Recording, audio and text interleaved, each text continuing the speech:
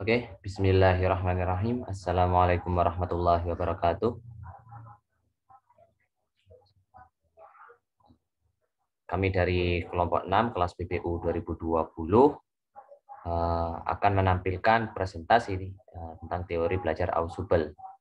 Sebelumnya perkenalkan anggota kami. Yang pertama yaitu saya Muhammad Yusril, NIM 031, kemudian ada Adenia Izzatul, NIM 044, ada Saliza Zuhro, NIM 054, dan Hafizah Fitriatus, NIM 079.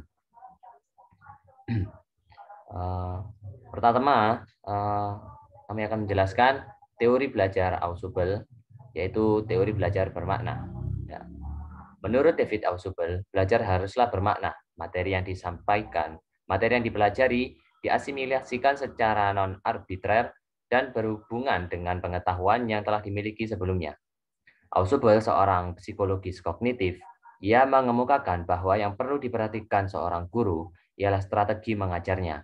Contoh pelajaran berhitung bisa menjadi tidak berhasil jika siswa hanya disuruh menghafal formula-formula tanpa mengetahui arti formula-formula itu. Sebaliknya, bisa lebih bermakna jika murid diajari fungsi dan arti dari formula-formula tersebut. Nah, selanjutnya, karakteristik teori belajar David Ausubel akan disampaikan oleh dari Adenia. Dipersilakan. Yang pertama, karakteristik teori belajar David Ausubel. Menurut Ausubel, belajar haruslah bermakna. Materi yang dipelajari diasimilasikan secara non-arbitrer dan berhubungan dengan pengetahuan yang telah dimiliki sebelumnya. Pada tingkat pertama dalam belajar, informasi dapat dikomunikasikan kepada siswa baik dalam bentuk belajar penerimaan yang menyajikan informasi secara final maupun dalam bentuk belajar penemuan yang mengharuskan siswa menemukan sendiri sebagian atau seluruh materi yang diajarkan. Pada tingkat kedua, siswa harus menghubungkan atau mengaitkan informasi baru dengan struktur pengetahuan yang meliputi fakta, konsep-konsep, generalisasi, dan lainnya yang dimiliki oleh siswa. Dalam hal ini, terjadi belajar bermakna atau meaningful learning.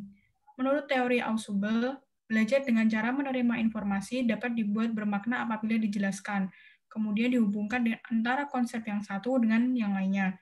Begitu sebaliknya, belajar penemuan atau penemuan, termasuk penemuan mandiri akan kurang bermakna apabila hanya dilakukan dengan hafalan. Faktor yang mempengaruhi belajar bermakna yaitu struktur kognitif yang ada, stabilitas, dan kejelasan pengetahuan. Adapun syarat yang harus dipenuhi dalam pembelajaran bermakna yaitu materi yang akan dipelajari harus bermakna secara potensial dan siswa yang akan belajar harus bertujuan untuk melaksanakan belajar bermakna. Selanjutnya akan dijelaskan oleh Saudari Hafizoh. Untuk materi selanjutnya yakni faktor-faktor dan syarat belajar menurut Ausubel. Ada beberapa faktor yang dapat mempengaruhi belajar bermakna, yakni struktur kognitif yang ada, stabilitas dan kejelasan pengetahuan. Semakin bagus dan stabil struktur kognitif, serta semakin jelas pengetahuan atau informasi baru yang masuk ke dalam struktur kognitif, maka akan semakin mudah terjadinya proses belajar bermakna. Begitu juga sebaliknya. Di samping itu, ada persyaratan yang harus dipenuhi dalam belajar bermakna, yaitu pertama, materi yang akan dipelajari harus bermakna secara potensial. Materi pelajaran dikatakan bermakna secara potensial apabila materi tersebut logis dan relevan dengan struktur kognitif siswa. Materi dikatakan logis apabila materi tersebut konsisten dengan apa yang telah diketahui oleh siswa dan dapat dinyatakan dengan berbagai cara tanpa mengubah makna. Materi dikatakan sesuai dengan struktur kognitif siswa apabila sesuai dengan pengalaman, tingkat perkembangan, inteligensi, dan usia siswa.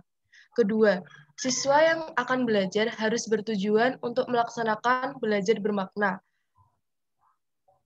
yaitu memiliki kesiapan dan minat untuk belajar bermakna. Dari kedua syarat ini, tujuan siswa merupakan hal yang sangat penting dalam belajar bermakna. Apabila siswa memiliki tujuan, dalam arti memiliki kesiapan dan minat untuk belajar bermakna, maka akan dengan mudah proses belajar bermakna dilaksanakan. Materi selanjutnya akan dibacakan oleh Saudara Yusril. Kembali ke saya. Kelebihan teori belajar David Ausubel adalah sebagaimana berikut. Yang pertama, informasi yang dipelajari secara bermakna akan lebih lama diingat. Kedua, informasi yang dipelajari secara bermakna memudahkan proses belajar berikutnya untuk materi pelajaran yang mirip. Yang ketiga, informasi yang dipelajari secara bermakna mempermudah belajar hal-hal yang mirip walaupun telah terjadi lupa. Dan implikasinya akan dibacakan oleh Saudari Salis Zuhro. Selanjutnya adalah implikasi belajar, implikasi teori belajar menurut David Ausubel. Yang pertama adalah guru menjelaskan tujuan. Yang kedua, guru menyajikan organisator yang meliputi indikator, atribut-atribut tertentu, dan lain-lain. Yang ketiga, guru memberikan contoh materi. Yang keempat, guru menunjukkan hubungan dan mengulang. Yang kelima, guru membangkitkan kesadaran, pengetahuan, dan pengalaman siswa yang relevan. Yang keenam, menyajikan bahan. Yang ketujuh, mempertahankan perhatian. Yang kedelapan, membuat organisasi secara eksplisit. Yang kesembilan, menyusun urutan bahan belajar secara logis. Penyajian bahan belajar dapat dilakukan dengan cara ceramah, diskusi, film, percobaan, atau membaca.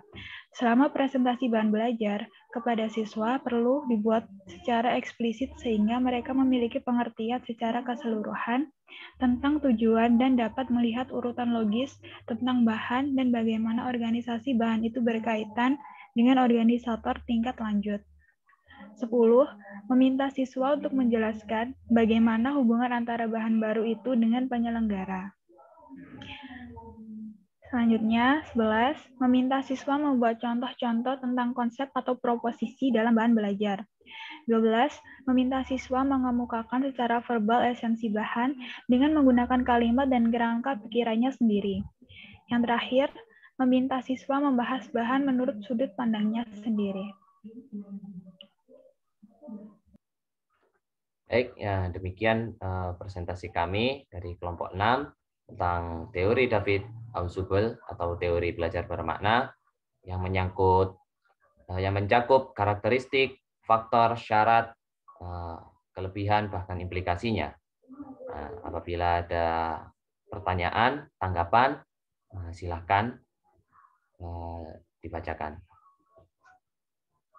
Mungkin terima kasih. Sekian dari kami. Wassalamualaikum warahmatullahi wabarakatuh.